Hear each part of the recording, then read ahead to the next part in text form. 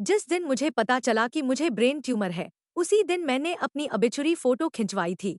हाँ, वही फोटो जो मरने के बाद अखबार में छपती है। मेरी बस एक ही शर्त थी, फोटो में मुझे मुस्कुराते हुए दिखाना, क्योंकि मेरे परिवार ने तो मुझे मुस्कुराने से भी मना कर रखा है। माँ कहती है, तेरी वजह से मेरी छोटी बेटी मर गई। तेरी शक्ल देखकर ही घिन आती है। पापा ने गुस्से में कहा, हमारा कोई रिश्ता नहीं अब। भाई तो मुझसे और भी नफरत करता है, कहता है, मर कहीं जाकर, हमारे परिवार की बदकिस्मती तू ही है। और अब जब मैं सच में मरने वाली हूँ, तो पहली बार मुझे लगा कि शायद अब मैं खुलकर मुस्कुरा सकती हूँ। मेरे 18वें जन्मदिन पर मुझे ब्रेन कैंसर का पता चला। कई घंटे सड़कों पर भटकने के बाद मैं एक फोटो स्टूडियो में जा घुसी। बोली, मुझे अपनी अबिचुरी फोटो खिंचवानी है, बस एक बात। मुझे उसमें मुस्कुराते हुए दिखाना। कुछ घंटे बाद जब लड़का एडिटिंग कर रहा था, उसके चेहरे पर परेशानी साफ दिख रही थी। आखिरकार बोला, दीदी, मेरे बस की यही हद है। इससे ज्यादा परफेक्ट नहीं बना पाऊंगा। मैंने स्क्रीन की तरफ देखा, चेहरा अजीब सा, मुस्कान जबरदस्ती की लग रही थी। ठंडी आवाज में कहा, बकवास लग रही है।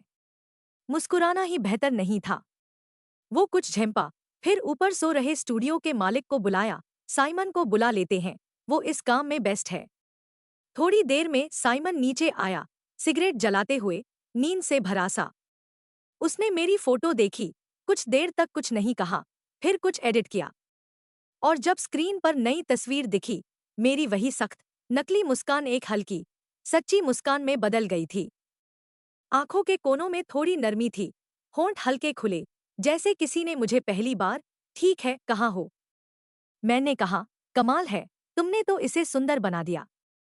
वो बोला, अगर तुमने ये बात किसी जिंदा चेहरे से कही होती, तो मैं मान भी लेता। मैंने कोशिश की हल्का सा मुस्कुराने की, लेकिन फिर हार मान ली।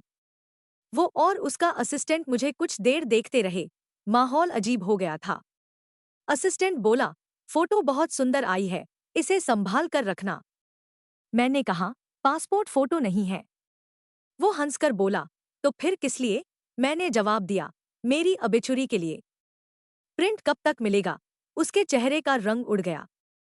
साइमन, जो अब तक गेम खेलने वाला था, सीधा उठा और मुझे देखने लगा। धीरे से बोला, तुम बहुत जवान लगती हो। अभी अभी 18 की हुई। मैंने कहा, हाँ, आज ही। उसका माथा सिकुड़ गया, तो फिर ये फोटो क्यों? मैंने बस कहा, मेरी अपनी वजहें हैं, बस बताओ कब तैयार होगी। पर वो दोनों मानने वाले नहीं थे। असिस्टेंट बोला, अगर तुम कुछ गलत करने का सोच रही हो, तो पहले अपने परिवार से बात करो। मुझे गुस्सा आया, लोग इतने दखलंदाज कैसे हो सकते हैं? मैं जाने ही वाली थी, तभी स्क्रीन पर अपनी मुस्कुराती फोटो दोबारा देखी। वो मुस्कान इतनी कोमल, इतनी सुकून देने वाली थी कि जाने का मन नहीं किया।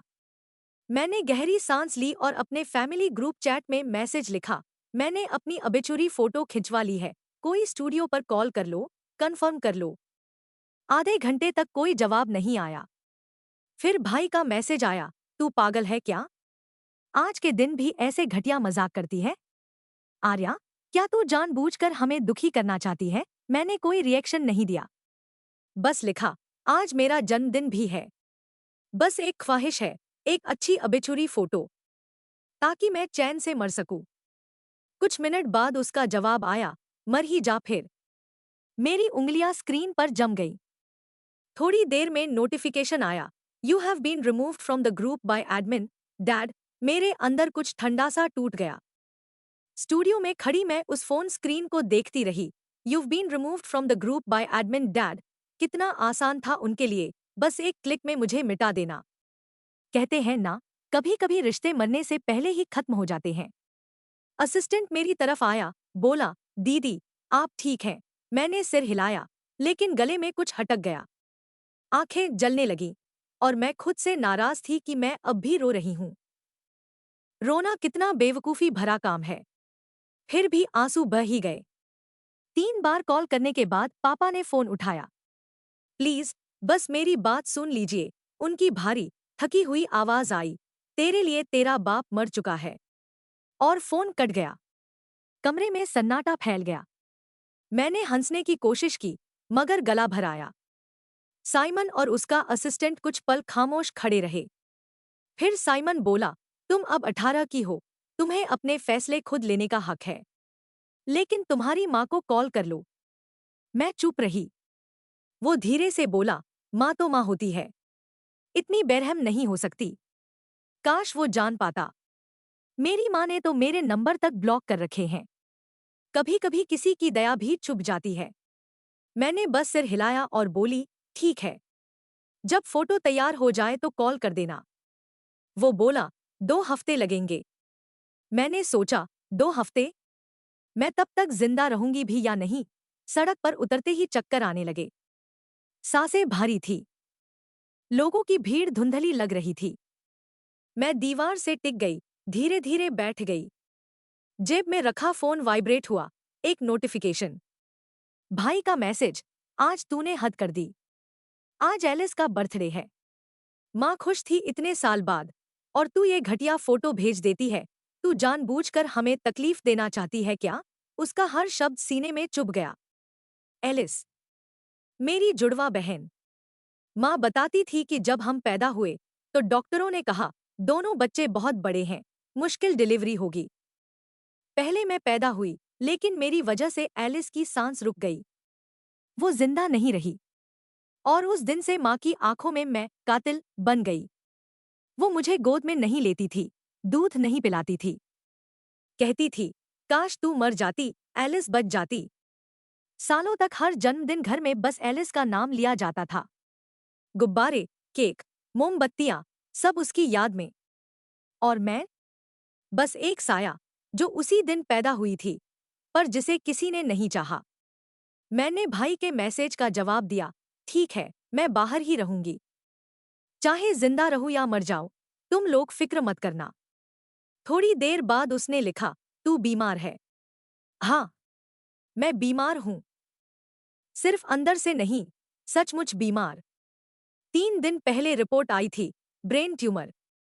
डॉक्टर ने कहा, उम्र बहुत कम है, पर इलाज मुश्किल नहीं है, हिम्मत रखो। पर मैं हंस दी थी। कितनी अजीब बात है, जिंदगी हमेशा से ही एक बोझ लगती थी, और अब मौत का डर भी नहीं था। अगर मेरे परिवार ने थोड़ी भी परवाह की होती तो शायद वो सरदर्द, वो उल्टियाँ, वो भूलने की बीमारी, सब कुछ समय रहते पकड़ में आ जाता। लेकिन उनके लिए मैं बस एक नाटकबाज थी। पहली बार दौरा स्कूल में पड़ा था। क्लास के बीच में सब कुछ धुंधला हो गया, फिर अंधेरा। जब होश आया, मैं स्कूल क्लिनिक में थी। माँ पास खड़ी थी, गुस्से से कांपती हुई। उसने सबके सामने मुझे थप्पड़ मारा, चिल्लाई, तू एक पल के लिए भी चैन नहीं दे सकती? ड्रामा करना बंद कर, नहीं तो मैं तुझे घर से निकाल दूंगी। उस दिन के बाद मैंने कसम खाई, कभी किसी के सामने नहीं रोऊंगी। पर दौरे तो आते रहे, घर में भी। पापा और भाई कभी उठकर नहीं देखते थे। माँ कहती थी, मरने दे इसे, हमें चैन मिलेगा। मैंने देखा था, जब मैं जमीन पर तड़प रही थी तो सब खाना खा रहे थे, जैसे कुछ हुआ ही नहीं। आज सड़क के किनारे बैठी मैं वही महसूस कर रही थी। धीरे धीरे शरीर सुन्न होता जा रहा था। फिर अचानक किसी ने मुझे झकझोर कर उठाया। आंख खोली, साइमन था, पसीने से भीगा हुआ, घबराया हुआ। लोग इकट्ठे थे, कोई पानी ला रहा था, कोई पूछ रहा था, माता पिता का नंबर दो। मैंने मुश्किल से कहा, मुझे घर नहीं जाना। साइमन ने बस सिर हिलाया और मुझे उठाकर ले गया। कैफे में बैठे बैठे शाम हो गई। वो बोला, रात कहाँ जाओगी? मैंने कहा, रेड क्रॉस के पास रुक जाऊंगी, कल सुबह ऑर्गन डोनेशन के लिए रजिस्टर करूंगी। वो कुछ पल चुप रहा, फिर धीरे से बोला, तू सच में डरावनी है। मैं मुस्कुराई, डरावनी नहीं, बस थकी हुई हूं। साइमन बोला, अगर तुम चाहो तो मेरे घर रुक सकती हो, अकेली मत रहो। मैं चौंकी, तुम अकेले रहते हो, और मैं लड़की। तुम मुझसे क्या करना चाहते हो? वो झल्लाया, इतना सोच मत। मैं कोई ऐसा वैसा आदमी नहीं हूं। वैसे भी तुम तो माइनर हो अभी। मैंने धीमे से कहा, अभी अभी 18 की हुई हूं। वो ठिठक गया। आज तुम्हारा जन्मदिन है। मैंने सिर झुका लिया। हाँ, आज। वो बोला, फिर तो आज की रात तुम रानी हो। मैं हंसी नहीं, बस खामोश रही। साइमन अपनी दादी के साथ रहता था। जब हम वहां पहुंचे, रात हो चुकी थी। दादी ने दरवाजा खोला तो उनके चेहरे पर हैरानी साफ थी। उन्होंने घबराकर पूछा, ये लड़की कौन है? साइमन ने बस कहा, आज इसका जन्मदिन है दादी। खाना बनाइए न। दादी का चेहरा नरम पड़ गया। उन्होंने मुझे अंदर बुलाया और कहा, जन्मदिन के दिन भूखा नहीं रहना चाहिए बच्ची। मैं अभी लंबी उम्र वाली नूडल्स बनाती हूँ। रसोई से निकलती गरम भाप की खुशबू पूरे कमरे में भर गई। मुझे सालों बाद किसी घर की खुशबू महसूस हो रही थी। साफ रसोई, हंसी की हल्की आवाजें और किसी का मेरा नाम लेकर बुलाना। जब दादी ने मेरे सामने गरम नूडल्स का कटोरा रखा, मेरे हाथ कांप रहे थे। मैंने उन्हें नीचे छिपाने की कोशिश की, लेकिन दादी ने देख लिया। बेटी, हाथ क्यों कांप रहे हैं? मैंने सिर झुका लिया। कुछ नहीं, बस आदत है। सच तो ये था, मुझे डर था कि मेरा शरीर फिर से धोखा दे देगा, कहीं फिर दौरा न पड़ जाए। दादी मुस्कुराई। खा ले बेटी, 18 साल की उम्र अच्छी होती है। लंबी उम्र का खाना है ये।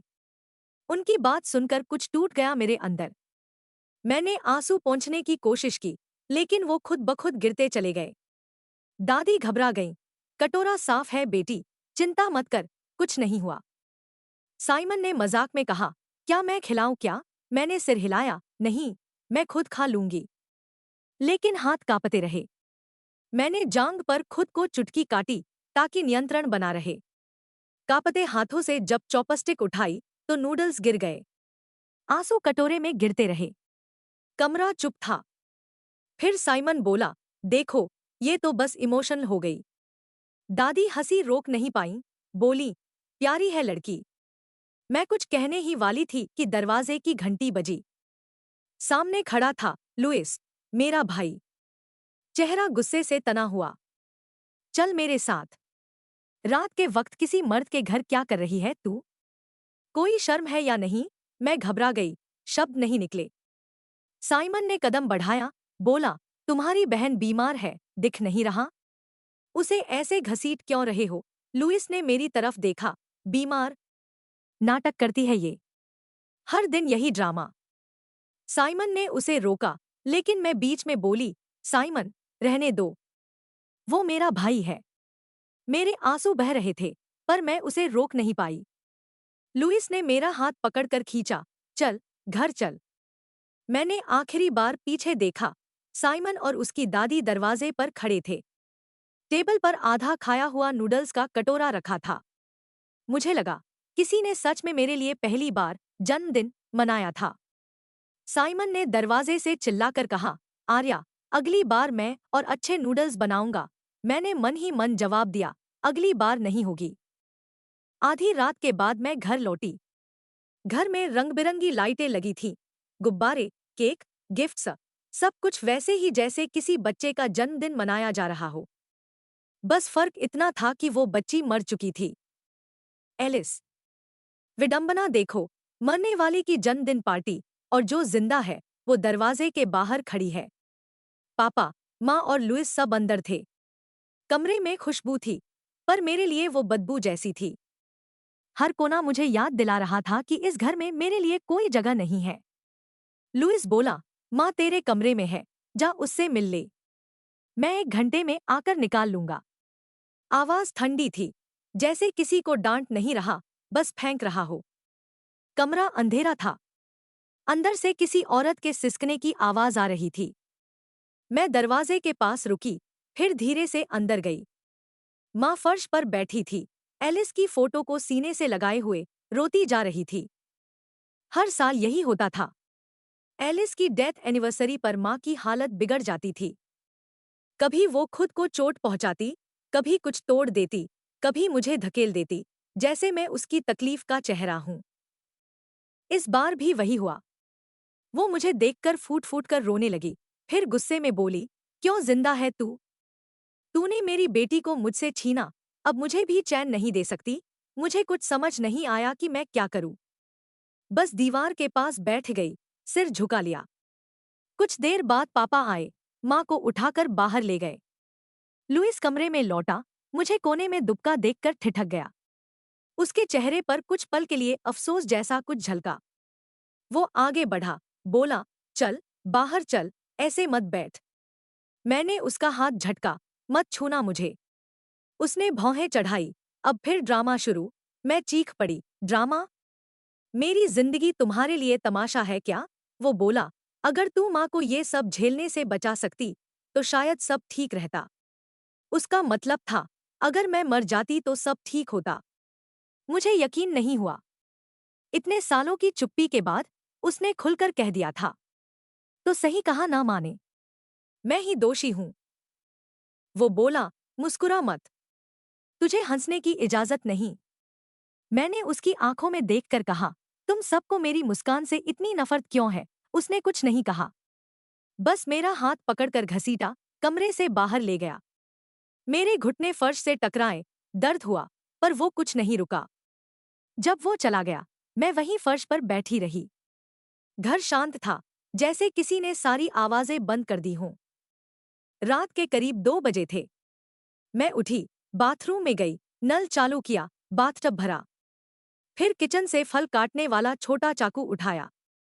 कभी किसी को मरने से पहले इतना शांत महसूस होता है, जैसे किसी लंबे दर्द का अंत आने वाला हो। मैंने बाएं हाथ की नस पर चाकू रखा। पहली बार गलत जगह लगी।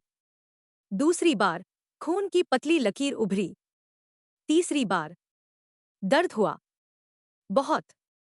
गर्म पानी में वो लाल रंग फैलने लगा। मुझे बस साइमन की आवाज याद आई, अगली बार मैं और अच्छे नूडल्स बनाऊंगा। और वो मुस्कुराती हुई फोटो। मैंने सोचा, वादा तोड़ दिया मैंने। फोन बजने लगा, पहले एक बार, फिर बार बार। मैंने अनसुना किया। फिर वो रिंग टोन चुभने लगी। मैंने उठने की कोशिश की, पर शरीर साथ नहीं दे रहा था। रेंगते हुए बाहर जाने लगी। आंखें धुंधली थीं। फिर दरवाजा किसी ने लात मारकर खोला, आर्या। मैंने बस वही नाम सुना। और फिर अंधेरा। जब होश आया, मैं अस्पताल में थी। हाथों में सुई लगी थी, मशीनें बीप कर रही थी।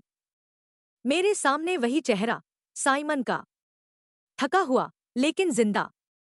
मैंने फुसफुसाया, तुम फिर से क्यों आए? वो बोला, क्योंकि अगर तुम मर जाती, तो पुलिस पहले मुझसे पूछती।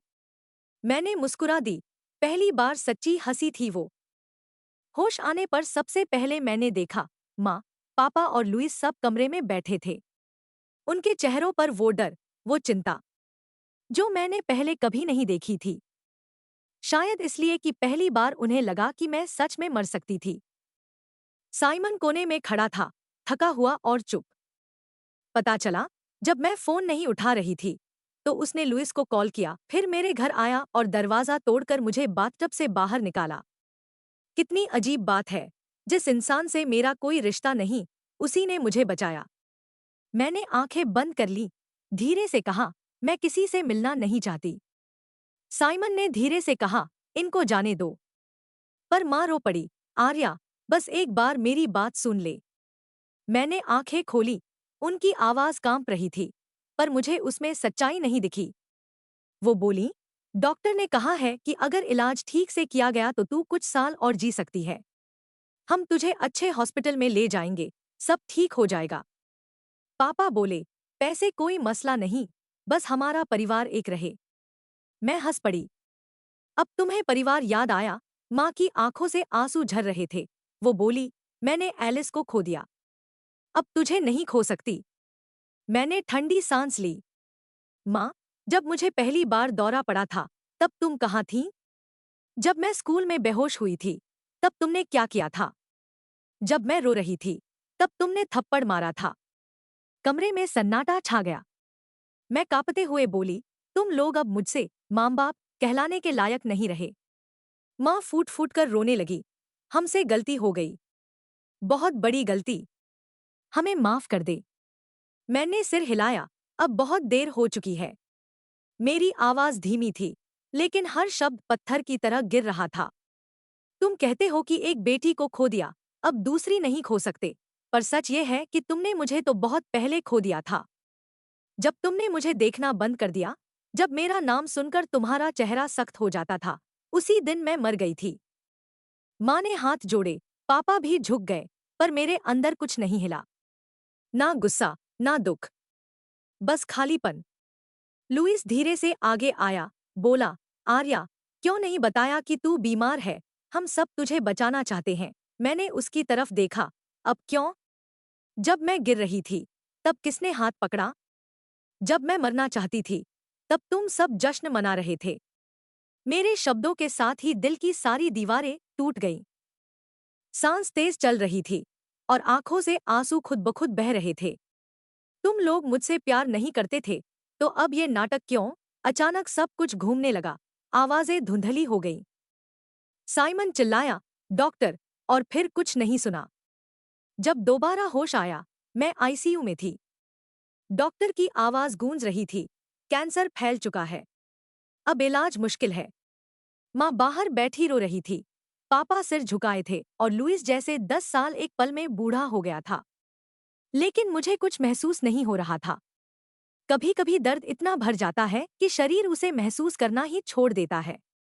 साइमन वहां था, वही कोना, वही बेचैनी। उसकी आंखों में वो डर था जो किसी अपने को खोने का होता है। मैंने थकी हुई आवाज में कहा, साइमन, अगर मैं मर जाऊं तो मेरे शरीर का क्या होगा? वो चौंका। क्या मतलब? मैं बोली, मेरे परिवार को मेरा शव नहीं चाहिए। इसलिए मैंने रेड क्रॉस में ऑर्गन डोनेशन के लिए नाम लिखवा दिया है। वो कुछ देर तक मुझे देखता रहा, फिर धीरे से बोला, अगर तू मरी तो क्या मैं इंसान नहीं हूं? मैं तेरी लाश लेने आ जाऊंगा। मैं मुस्कुरा दी। तुम बहुत अजीब हो। हाँ, उसने कहा, पर तू उससे भी ज्यादा। मैं हंस पड़ी और उस हंसी में सालों की चुप्पी घुल गई। अस्पताल की खिड़की से धूप झर रही थी। नींद और बेहोशी के बीच मैं कुछ दिनों तक वहीं पड़ी रही, सुइयों, मशीनों और रुक रुक कर आती सांसों के बीच। हर सुबह माँ दरवाजे पर आती, हाथ जोड़कर भगवान से कुछ बुदबुदाती, पापा रिपोर्ट देखने का नाटक करते और लुइस बस खामोश खड़ा रहता। मुझे लगा अब बस यही मेरे दिन हैं, इलाज, झूठी देखभाल और अंत में वही अकेलापन। लेकिन उस रात, जब सब सो गए थे, मैंने तय कर लिया, अब और नहीं। धीरे धीरे उठी, सुई निकाली, कदम लड़खड़ाते हुए बाहर निकली। अस्पताल की दवा जैसी गंध नाक में अटक रही थी। मैंने पीछे मुड़कर एक बार भी नहीं देखा। सड़क सुनसान थी, आसमान काला, बस दूर कहीं स्ट्रीट लाइटें टिमटिमा रही थी। ठंडी हवा लग रही थी, लेकिन भीतर एक अजीब सी राहत थी। मैं रेड क्रॉस पहुंची। काउंटर पर बैठी औरत ने मेरी फॉर्म देखी, थोड़ी देर मुझे ऊपर से नीचे तक देखा और बोली, इतनी कम उम्र में यकीन है तुम्हें? मैंने कहा, हाँ, कम से कम मेरे जाने के बाद किसी और का दिल धड़के तो अच्छा लगेगा।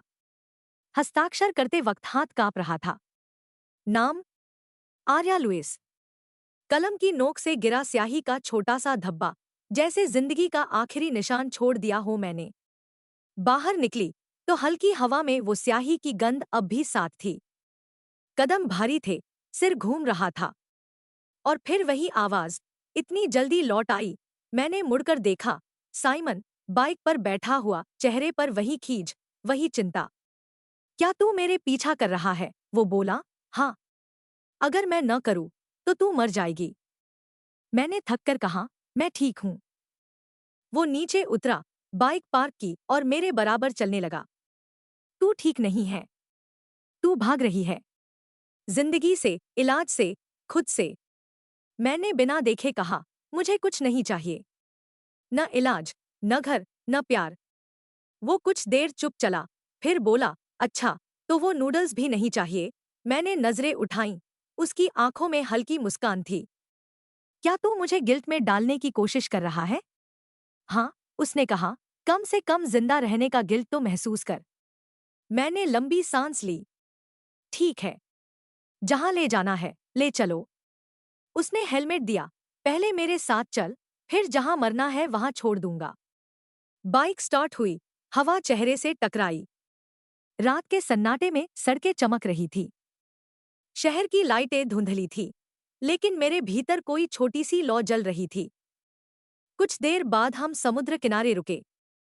सूरज ढल रहा था, आसमान नारंगी हो गया था।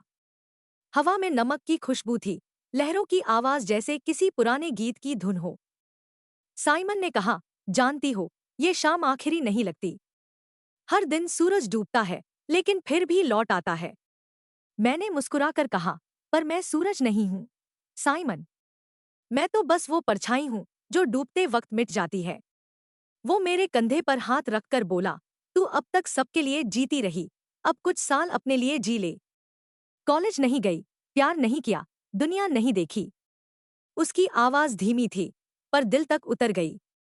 मैं कुछ नहीं बोली, बस दूर आसमान को देखती रही जहां समुद्र और सूरज एक दूसरे में घुल रहे थे। हवा में बाल उड़ रहे थे और मुझे लगा, कितने सालों बाद पहली बार सांस ली है मैंने। वो बोला, वैसे मेरी दादी हमेशा कहती है, घर में एक पोती होनी चाहिए। मैं हंसी, क्या तू मुझे गोद लेने वाला है अब? वो मुस्कुराया, हाँ, छोटी बहन की तरह। मैंने हंसते हुए कहा, थोड़ी देर के लिए सही, पर अच्छा लगता है ये सुनना। सूरज पूरी तरह समंदर में डूब गया था। हवा में ठंड बढ़ गई, पर दिल में कुछ नरमी थी। घर लौटते वक्त मैं थक गई थी। सिर साइमन की पीठ पर टिक गया। उसने कहा, सो जा, मैं पहुंचा दूंगा।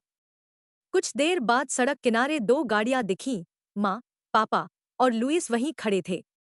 उनके चेहरे पर वही हड़बड़ाहट, वही अपराध बोध। माँ दौड़कर आईं, मुझे छूना चाहा, मैं पीछे हटी, कृपया खुद की इज्जत रखिए। वो फूट पड़ी, मैंने गलती की, आर्या, मैंने एलिस की मौत का गुस्सा तुझ पर निकाला। वो जमीन पर गिर पड़ी, मैं हर रात उसकी रोने की आवाज सुनती हूँ। हर रात वही सवाल, माँ, मैंने क्या गुनाह किया? उनकी आवाज कांप रही थी। पापा ने उन्हें संभाला, लुइस खामोश खड़ा था। मैंने धीमे से कहा, अब जो कहना है भगवान से कहिए, मुझसे नहीं। मैंने मुड़कर साइमन से कहा, अब कोई नहीं आएगा मेरे लिए। वो बोला, मैं हूं न, बेवकूफ। और मुझे लगा, पहली बार किसी ने ये बात सच्चे दिल से कही है। इलाज शुरू हो चुका था, कैंसर बढ़ चुका था, लेकिन डॉक्टरों ने कहा, हम कोशिश करेंगे। कभी कभी ये तीन शब्द जिंदगी के सारे बोझ से भी भारी लगते हैं। कीमोथेरेपी के दिन एक जैसे नहीं होते। कभी शरीर सुन्ना, कभी उल्टियाँ, कभी बस नींद। दिमाग धुंधला, मुंह में दवा की कड़वाहट, और शरीर इतना हल्का कि जैसे हवा में घुल जाओ। साइमन रोज आता, कभी सूप लाता, कभी किसी बच्चे की तरह टोपी पहनाता। कहता, हर दिन एक नया रंग, आज लाल, कल पीला, परसों नीला। और फिर हंसता, इंद्रधनुष वाली लड़की। मैं मुस्कुराती, थोड़ी नकली, थोड़ी सच्ची। कभी कभी खुद से झूठ बोलना भी जरूरी होता है। मेरे सिर के सारे बाल झड़ चुके थे। पहली बार शीशे में देखा तो अपने आप से नजर नहीं मिली। स्कैल्प चमक रहा था, ठंडा और अजीब सा। साइमन बोला, तू बहुत क्यूट लग रही है। मैंने कहा, तू झूठा है। वो बोला, हाँ, पर जरूरी झूठ है ये। दादी हर दिन खाना भेजती, सूप, खिचड़ी और ढेर सारी दुआएं। वो कहती, बेटी, खाना खा ले, वरना भगवान नाराज होंगे। माँ भी खाना लाने लगी। हर बार दरवाजे के बाहर बैठ जाती, पर मैं उन्हें अंदर नहीं आने देती थी। साइमन बोला, कम से कम बात तो कर ले। मैंने सिर हिलाया, मुझे डर है। अगर मैं बात करूंगी, तो फिर वही दर्द लौट आएगा। वो चुप रहा। कभी कभी वो मेरे बिस्तर के पास बैठ जाता, फोन पर कुछ खेलता या खिड़की से बाहर देखता। दोनों के बीच चुप्पी होती, लेकिन वो चुप्पी भी सुकून देती थी। अब मुझे अकेले रहने से डर नहीं लगता था। एक दिन दादी बोली, मैंने तेरी माँ से कहा है, रोज मंदिर मत जा, बेटी से जा मिल। मैं मुस्कुरा दी, आप सबको ठीक करना चाहती हैं। वो बोली, अगर दुनिया में दो लोग अच्छे हो जाए, तो दुनिया भी रहनुमा हो जाती है। लेकिन दुनिया इतनी आसान नहीं होती। उसी शाम माँ फिर आई। दरवाजे के बाहर बैठी थी, सिर झुका हुआ। धीरे से बोली, आर्या, बस 5 मिनट दे दे। मैंने आंखें बंद कर लीं। 5 मिनट में वो क्या ठीक कर सकती हैं जो 18 साल में नहीं कर सकीं? फिर भी कुछ था उनकी आवाज में, थकान, ग्लानि और शायद पछतावा। मैंने कहा, आओ। वो आईं, कुर्सी पर बैठी मेरे सिर पर हाथ रखा और फूट पड़ी। मैं बुरी माँ थी, बहुत बुरी। मैं हर रात एलिस के सपने देखती थी, लेकिन असल में मुझे तेरा सपना देखना चाहिए था। मैं कुछ नहीं बोली, बस उनकी हथेली की गर्मी महसूस की, वही हथेली जो कभी मुझ पर उठी थी आज कांप रही थी। पापा भी आए। उन्होंने कहा, हम सबने तुझे गलत समझा, आर्या। हम बस तेरी माँ के दर्द को ठीक करना चाहते थे। मैंने थकी आवाज में कहा, और उस कोशिश में तुमने मेरी जिंदगी जला दी। माँ रो रही थी। अब क्या करूं कि तू मुझे माफ कर दे? मैंने कहा, कुछ नहीं, बस ऐसे रोना बंद कर दो। कमरे में सन्नाटा फैल गया, सिर्फ मशीनों की बीप बीप और कहीं दूर किसी मरीज का नाम पुकारती नर्स की आवाज। मैंने धीरे से कहा, अब मैं गुस्सा नहीं हूं माँ, बस थक गई हूं। वो कुछ पल मुझे देखती रही, फिर धीरे से मेरा सिर अपनी गोद में रख लिया। इतने सालों बाद पहली बार मुझे लगा, शायद ये गोद मेरे लिए भी थी। उस रात जब सब चले गए, मैंने खिड़की के बाहर देखा। शहर की लाइटें छोटी छोटी तारों की तरह चमक रही थी। साइमन खिड़की पर बैठा सिगरेट बुझा रहा था। मैंने कहा, कभी सोचा नहीं था कि किसी की मौजूदगी भी इतनी सुकून दे सकती है। वो बोला, कभी सोचा नहीं था कि किसी की जिद इतनी खूबसूरत हो सकती है। हम दोनों हंसे, हल्का, बिना किसी वजन के। उस हंसी में कोई उम्मीद नहीं थी, बस एक सच्ची राहत थी। इलाज ने मुझे कमजोर बना दिया था, पर जिंदा भी। शरीर थका हुआ था, लेकिन दिल किसी अजीब सी शांति से भरा था। साइमन हमेशा कहता, देख, अब तू मुस्कुराने लगी है। मैं कहती, तेरी जिद ने सिखा दिया। वो जवाब देता, नहीं, बस तूने जीने का बहाना ढूंढ लिया। धीरे धीरे मैं अस्पताल से बाहर निकलने लगी। पहले छोटी वॉक, फिर कुछ मीठी चीजें, फिर एक दिन कॉलेज के फॉर्म भरना। डॉक्टरों ने कहा था कि कैंसर कंट्रोल में है, पर किसी को नहीं पता था कि कितने समय के लिए। मुझे भी नहीं। पर मुझे अब डर नहीं था। मैंने कॉलेज के लिए कोर्स चुना, मॉडर्न मॉटरी साइंस एंड मैनेजमेंट। जब साइमन को बताया, वो पहले तो हंसा। तू सच में मरने वालों के बीच काम करना चाहती है? मैंने कहा, हाँ, क्योंकि वही तो सुकून है। वो किसी का जज नहीं करते, किसी से नफरत नहीं करते, और सबसे बड़ी बात, वहां कोई मुस्कुराहट रोकता नहीं। वो कुछ देर तक मुझे देखता रहा, फिर धीरे से बोला, तेरे जैसी लड़की तो मरने वालों को भी जीना सिखा देगी। मैं हंसी, इतनी फिल्मी बातें मत किया कर। तेरी जिंदगी खुद फिल्म है, उसने कहा, और दोनों हंस पड़े। कॉलेज का पहला दिन आया। मैंने 7 रंगों वाली टोपियां में से नीली पहनी, दादी ने दी थी, कहती थी, नीला रंग आत्मा का रंग होता है। कैंपस बड़ा था, बच्चों की हंसी गूंज रही थी, कोई नोट्स बांट रहा था, कोई फोटो ले रहा था। कितनी अजीब बात है, इतने लोगों के बीच भी मैं खुद को अकेली महसूस नहीं कर रही थी। साइमन मेरे साथ आया था, बैग उठाए, चेहरे पर वो पुरानी मुस्कान। तू पढ़ाई में टॉपर बनेगी, उसने कहा। मैंने कहा, बस पास हो जाओ, वही काफी है। हम दोनों कैंपस के रास्ते चल रहे थे। वो बोला, कभी सोचा क्यों ये सब करने का मन हुआ? मैंने जवाब दिया, पहले तो डरती थी मरे हुए लोगों से। फिर सोचा, अगर मरने के बाद कोई डर नहीं होता तो जीते जी क्यों डरूं? साइमन चुप रहा। फिर धीरे से कहा, मुस्कुराना सबका हक है, आर्या। कोई तुझे मुस्कुराने से रोक नहीं सकता, अब कभी नहीं। मैंने उसकी तरफ देखा, आंखों में हल्की धूप थी और होंठ-होंठ पर एक सच्ची मुस्कान। वो मुस्कान जो कभी माँ को पसंद नहीं थी, जो सबको खलती थी, आज वही मुस्कान मेरी पहचान बन गई थी। क्लास शुरू हुई। पहला lecture human dignity in death पर था। टीचर ने कहा, हमारा काम सिर्फ शरीर को तैयार करना नहीं, बल्कि एक जीवन की कहानी को सम्मान के साथ विदा देना है। मेरे भीतर कुछ हल्का सा टूटकर बिखर गया। शायद इसलिए नहीं कि बात मौत की थी, बल्कि इसलिए कि किसी ने सम्मान और जीवन को एक ही सांस में लिया था। मैंने नोटबुक में लिखा, हर इंसान को आखिरी बार मुस्कुराने का हक होना चाहिए। क्लास के बाद साइमन ने कहा, कैसा लगा पहला दिन? मैंने जवाब दिया, अजीब तरह से सुकून भरा, जैसे मैंने आखिरकार अपनी जगह ढूंढ ली हो। वो बोला, तेरी कहानी का हैप्पी एंडिंग दिखने लगा है। मैंने कहा, मेरी कहानी का हैप्पी एंडिंग नहीं होगा, साइमन। बस शांति होगी, और वो काफी है। उसने मेरा सिर थपथपाया। तू चाहे जहां रहे, मेरे लिए तू अब भी वही जिद्दी लड़की रहेगी जो मरने की बात करती थी और जीने लगी। मैं मुस्कुराई। और तू वही लड़का रहेगा जो हर बार कहता था, नूडल्स खा ले, नहीं तो मर जाएगी। हम दोनों हंसे। इस बार हंसी में कोई दर्द नहीं था। शाम को जब मैं हॉस्टल की खिड़की से बाहर देख रही थी, आसमान हल्का गुलाबी था। नीचे बच्चे खेल रहे थे और दूर किसी मंदिर से घंटी की आवाज आ रही थी। मैंने खुद से कहा, अब अगर मौत भी आए तो मैं मुस्कुराकर स्वागत करूंगी, क्योंकि आखिरकार मैंने जीना सीख लिया है। आर्या के कॉलेज में पहले मिड टर्म एग्जाम खत्म हुए थे।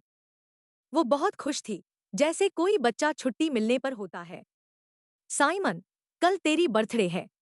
इस बार मैं बनाऊंगी लॉन्ग लाइफ नूडल्स, उसने कहा था। मैंने हंसकर कहा, तू खुद बीमार है, तू खाना बनाएगी? वो बोली, हाँ, क्योंकि तूने मेरे लिए बनाया था। अब मेरी बारी है। वो दिन ठंडा था, हवा में हल्की ठंडक और दादी अपनी रॉकिंग चेयर पर बैठी मुस्कुरा रही थी। आर्या रसोई में थी, बाल टोपी में छिपे हुए, हाथों में कांपती सी ताकत पर चेहरा चमक रहा था।